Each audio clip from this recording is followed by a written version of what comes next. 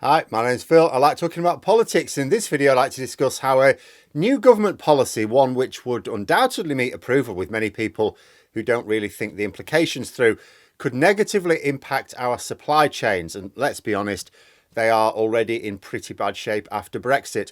But first, if you'd like to be notified of daily news in politics, please subscribe to the channel and click the bell notification icon.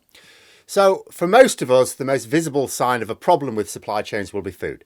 For those of us who, like me, have dealt with groceries for many years before and after Brexit and shopped at the usual places, Tesco, Asda, Morrison's, it's hard to imagine not noticing. When you get online deliveries, for example, as we do, we're stuck out in the middle of nowhere. Short dates are the norm now. You may have got the odd one, and that short date would be like 4 days or something like that in the past. And there are some foods that are always sort of shortish date, but the things where normally in the past would have lasted a week or more, all of a sudden it's like a day or two. So you plan what you think you're going to want to eat during the week, and then you make the order, and then it arrives. And then what you're doing nowadays is sorting through the dates on them to say in which order you eat them. You don't eat them in the order you sort of think you wanted to. No week results in a delivery where everything's fine to last the week and you can have it in whatever order you like. In fact, the delivery we had last Friday, and although this isn't the norm, it's also not rare. It usually happens at least once a month. There wasn't a single item from like the chilled section that had a date beyond this Monday. So then it's a case of going, okay, so what can go in the freezer? What will be fine for a few days afterwards, and sorting it out on that basis.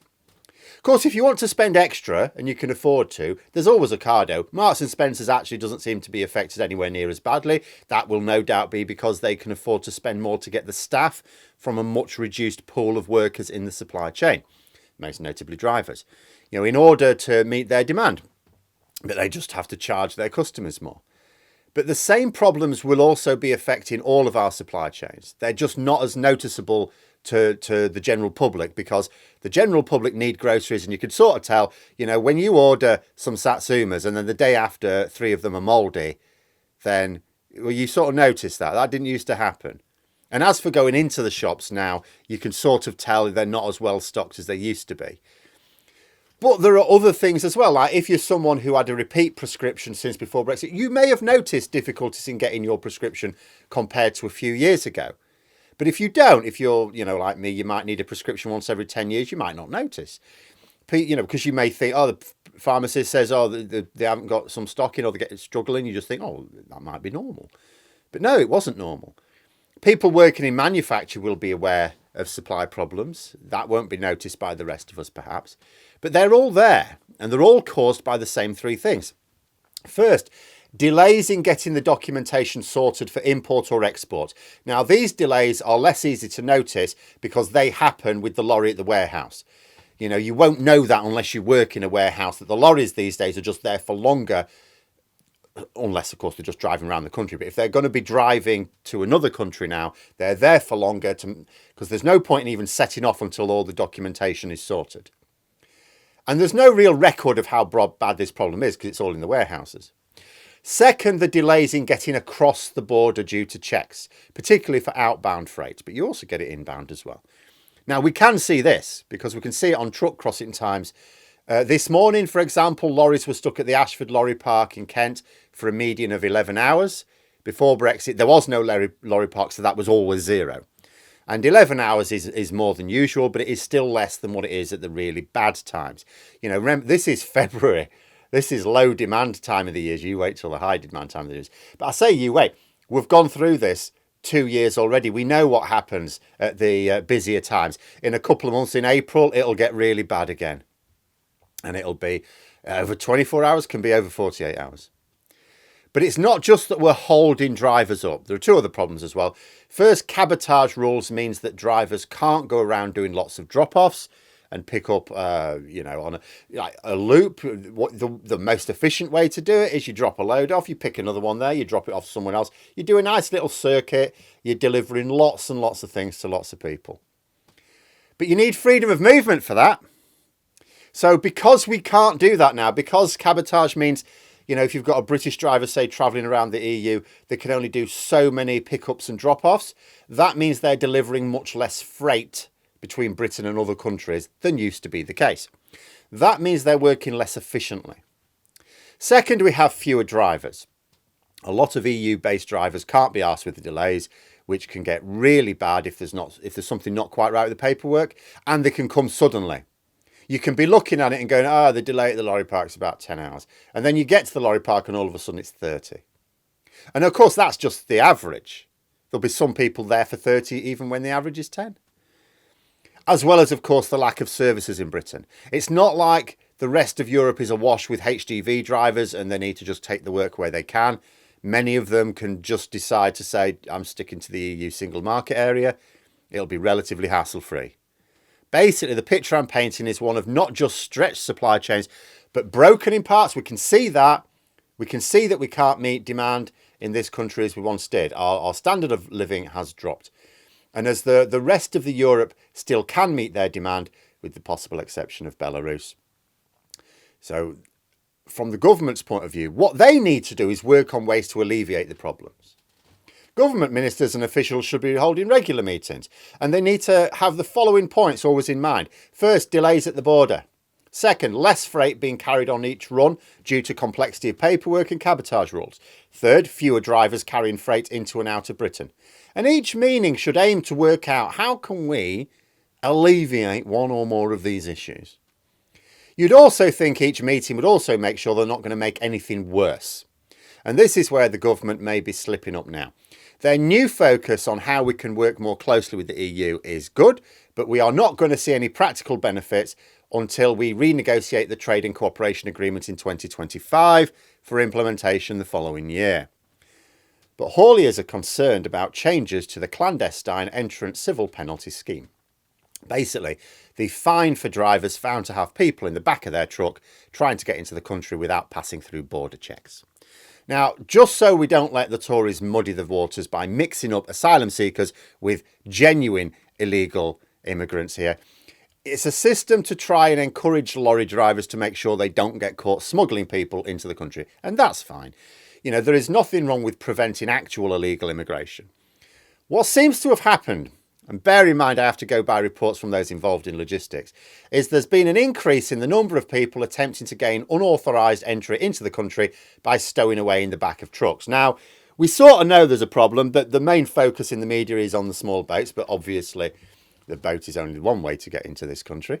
And I've spoken about, in the past, the government are unable to really carry out much in the way of checks on freight coming into the country because our supply chains are already breaking.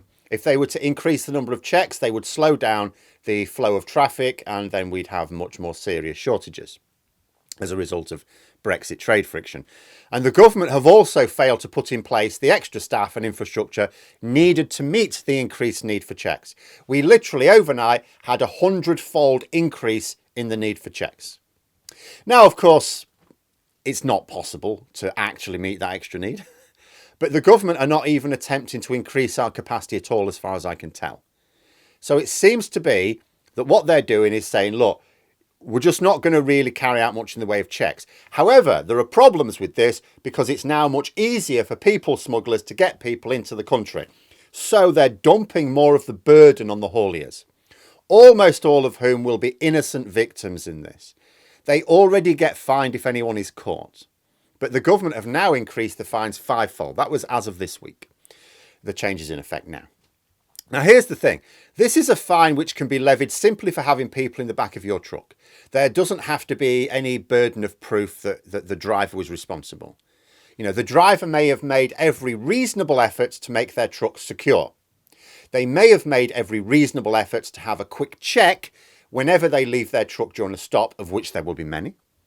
But if they're caught out through no fault of their own, they can still be fined. They're deemed to be at fault.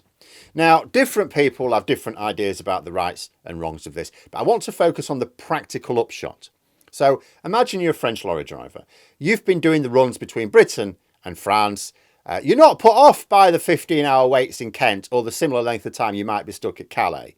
Maybe you've got a cat waiting for you at home, and cats are arseholes, so you'd rather be stuck for over a day waiting to get cleared to cross the border. In other words, the increased time it now takes you to do your runs isn't actually all that off-putting. You've been paid more to increase to compensate for the extra time.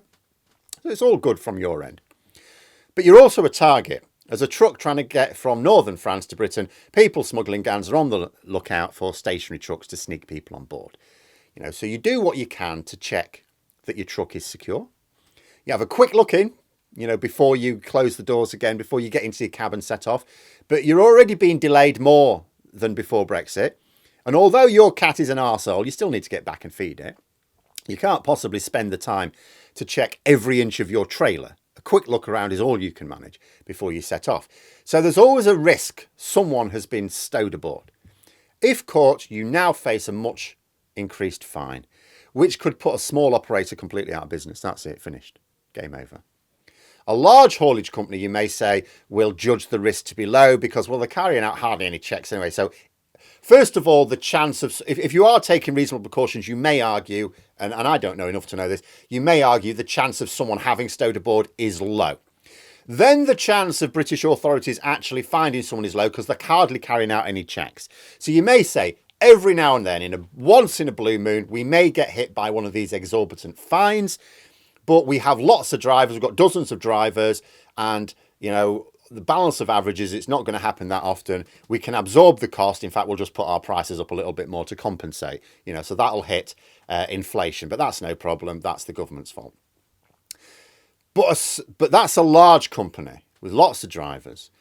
A lone operator is just as unlikely to be hit because two things have to happen. First, they have to be checked. There's not that many checks going on. Second, there has to actually be people, unbeknownst to them, in the back of their truck. Low chance. But if it happens, if you just have stunningly bad luck, you can be wiped out by the fine. The fine's too large for a lone operator to deal with. So this runs the risk of those operators having to decide that actually they cannot afford to do the runs to Britain anymore. If their risk-reward analysis tells them it's not worth the risk, they'll just say, I'll just carry on driving around the single market and leave Britain out. And just like that, we've weakened our supply chain even more. And remember, this isn't about whether it's right for the government to issue fines or not to drivers caught with smuggled people in the back of their truck. It's about the government increasing the risk of people smuggling because of their weak post-Brexit border controls. It's because of Brexit that we have this increased risk of people smuggling now. And they're trying to make others responsible for their blunder. And it's also about the practical implications of applying such a policy, which will inevitably reduce our pool of drivers when our supply chains are already failing to meet demand. But there we are. Those are my thoughts. Let me know yours in the comments below. Hope you found the video interesting. If you did, please click the like button. And if you'd like to support the channel further, the join button for memberships. And until next time, I'll see you later.